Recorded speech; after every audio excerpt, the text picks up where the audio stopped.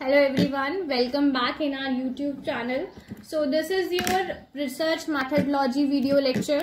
Basically हम research methodology के video lectures में रिसर्च के मीनिंग डिस्कस कर चुके हैं, रिसर्च के बेसिक ऑब्जेक्टिव डिस्कस कर चुके हैं, रिसर्च के फीचर्स डिस्कस कर चुके हैं. सो आज हम बात करने जा रहे हैं रिसर्च प्रोसेस की कि बेसिकली किसी रिसर्च की प्रोसेस क्या होती है, किस तरीके से हम रिसर्च को कंडक्ट कराते हैं और कौन कौन से स्टेप्स लिए जाते हैं बेसिकली रिसर्च की प्रोसेस में. Okay, now start with step 1.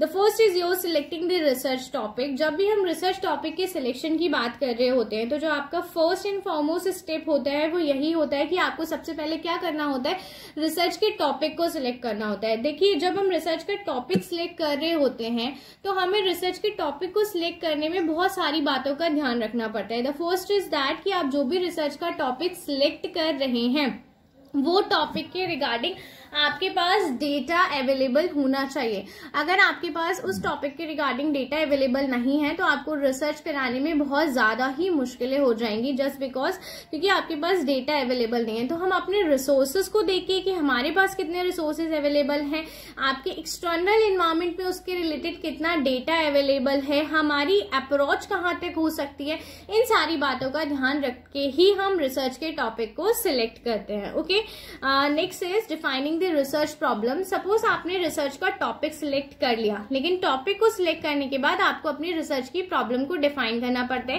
कि किस प्रॉब्लम के रिगार्डिंग आप रिसर्च कर रहे हैं. जैसे सपोज मैंने रिसर्च का टॉपिक ले लिया था कि मुझे स्टूडेंट्स के ऊपर रिसर्च करनी है, ठीक है, तो मुझे स्टूडेंट की साइकोलॉजी चेक करनी है. तो यहाँ पे जो आपका था वो तो टॉपिक हो गया कि आप स्टूडेंट की साइकोलॉजी पे रिसर्च करना चाहते हो, बट यहाँ पे आपको प्रॉब्लम में डिफाइन करना पड़ेगा कि आप उन साइकोलॉजी के रिगार्डिंग बेसिकली क्या एस्पेक्ट्स फाइंड आउट करना चाहते हो कि स्टूडेंट में स्ट्रेस का लेवल ज्यादा क्यों है, या स्टूडेंट किस चीज से मोटिवेट होता है या डीमोटिवेट होता है. ये सारी बातों को आपको देखना पड़ेगा. इनमें से कोई एक चीज आपको सिलेक्ट करनी पड़ेगी कि आपकी पर्टिकुलर प्रॉब्लम क्या है. उस साइकोलॉजी में भी आप पर्टिकुलरली किस चीज के रिगार्डिंग रिसर्च करना चाह रहे हो.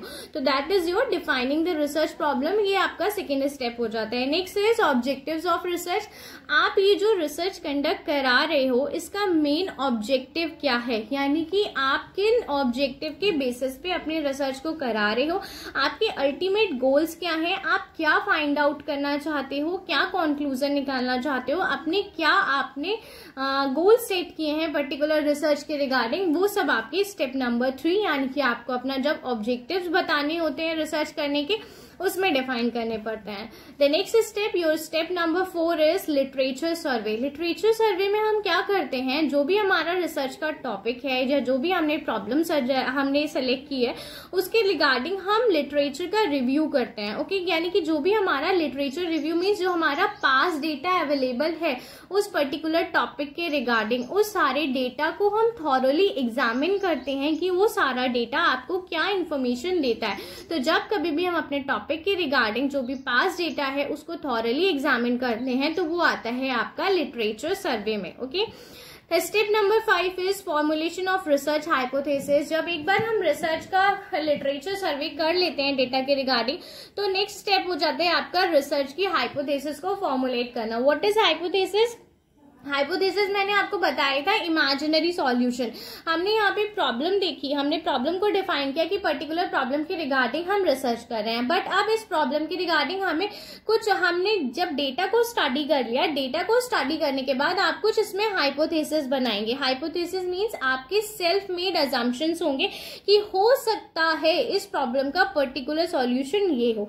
तो वहां पे हम क्या करते हैं, अपनी रिसर्च के रिगार्डिंग हाइपोथेसिस फॉर्मुलेट करते हैं. ओके, जब हमारा रिसर्च की हाइपोथेसिस फॉर्मुलेट हो जाती है नेक्स्ट आपका स्टेप आता है सिलेक्टिंग रिसर्च डिजाइन. आपको रिसर्च का डिजाइन सिलेक्ट करना होता है कि आपको किस तरीके की रिसर्च करनी है. आपको क्वालिटेटिव रिसर्च करनी है, क्वांटिटेटिव रिसर्च करनी है, डिस्क्रिप्टिव करनी है, एक्सप्लोरेटिव करनी है, किस तरीके की आपको रिसर्च करनी है. इस चीज का ध्यान रखते हुए आपको रिसर्च का डिजाइन सिलेक्ट करना पड़ता है.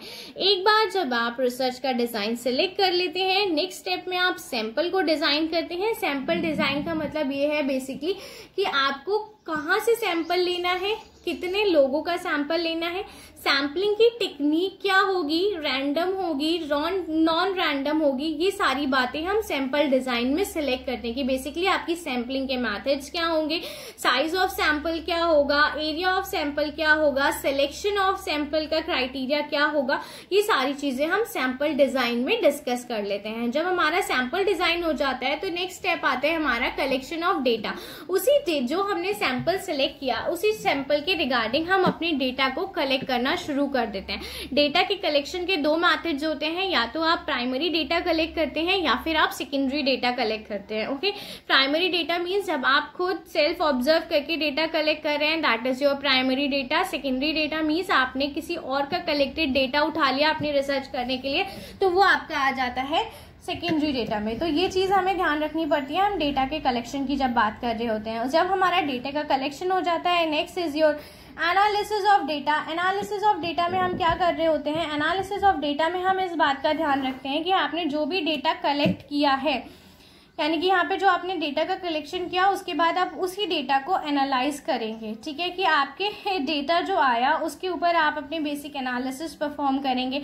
जब आप एक बार अपने एनालिसिस परफॉर्म कर लेते हैं उसके बाद हम करते हैं testing of hypothesis. Hypothesis, testing of hypothesis जैसे आपको पता ही है, हाइपोथेसिस टेस्टिंग के लिए मैंने बहुत सारे टेस्ट बताए थे, T test, Z test, F test, ये सारे टेस्ट आप अप्लाई कर देते हैं अपनी हाइपोथेसिस को टेस्ट करने के लिए कि जो भी आपने नल हाइपोथेसिस फॉर्मुलेट की थी वो हाइपोथेसिस करेक्ट है या फिर नहीं है।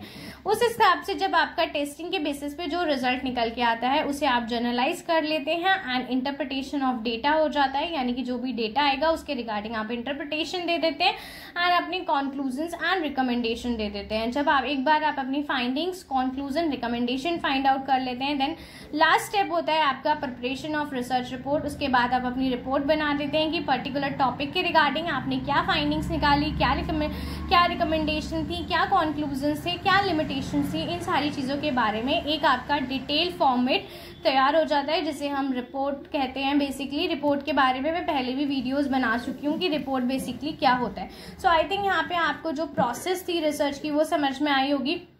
In case if you have any doubt regarding the research process, you can ask me anytime. Thank you. Have a good day.